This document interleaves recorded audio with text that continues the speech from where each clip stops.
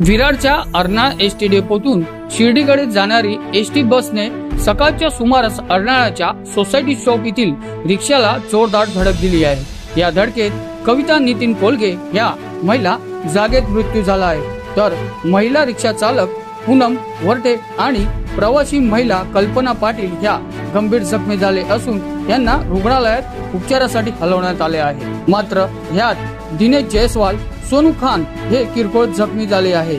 या सगळ्या घटनेवर अर्नाळा पोलिसांनी घटनास्थळी पोहोचून पंचनामा करून पुढचा तपास करत आहेत, अशी माहिती अर्नाळा सागरी पोलिसांनी दिली आहे। Bureau report, news junction TV, Virar.